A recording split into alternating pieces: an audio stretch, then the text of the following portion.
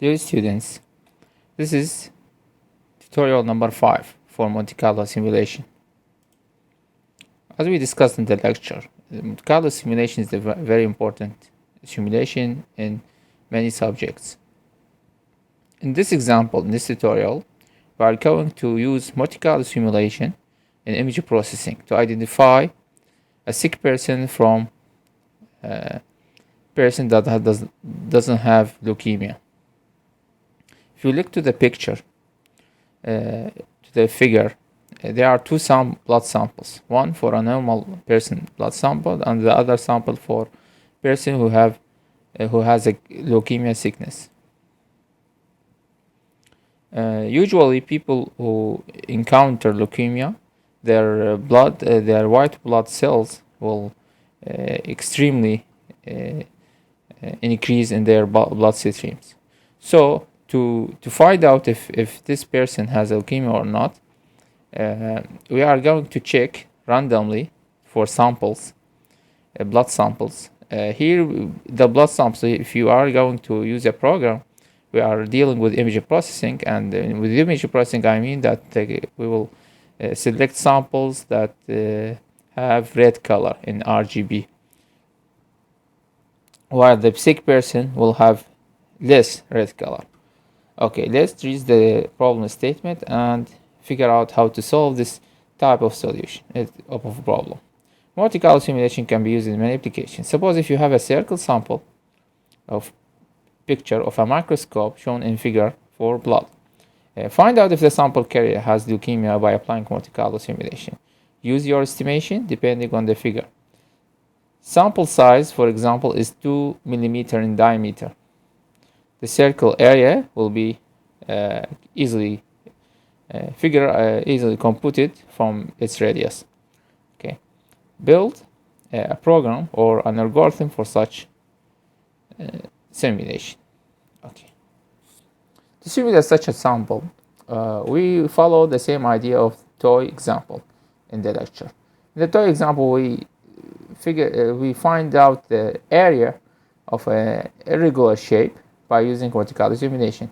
Here is the same case, but instead of finding the area of the irregular shape, we will find the samples of red blood cells. The red color in the normal blood cell is abundant more than the one who has leukemia. His blood has less red color. So first we need to find out the area. The area of this sample is pi radius square, pi square, which is simply we use the fraction for pi, 22 by 7, multiplied by 2 to the top power of 10 to the power of minus 33, because it's millimeter, and we have the area of such in meter square of such sample. Okay. Second, we use Monte Carlo simulation to find the area of red pixels, color pixels, in both normal blood and sick person. I.e., we implement the Monte Carlo twice. We will implement, because we have two samples already under our hand, we'll apply the Monte Carlo for both samples, and we'll find the average or the portion of the ratio of red color to the whole sample. Third, we find the ratio of red color in both by dividing the area of the red pixels by the total area. Okay. Fourth, to test any sample other than these samples, we have to check if the red area ratio is similar to the one. So if you have, for example, here, say that the red suppose the ratio in the area in the normal blood sample is 1/8. I mean by 1/8 is like the ratio that is not red here. So you know that almost is like 70 or 75% of these samples are red, while here is much less than that. And the ratio of the sick person is 1/2. So then any other sample, unknown sample, can be tested if it is approximately to 1/8 or 1/2.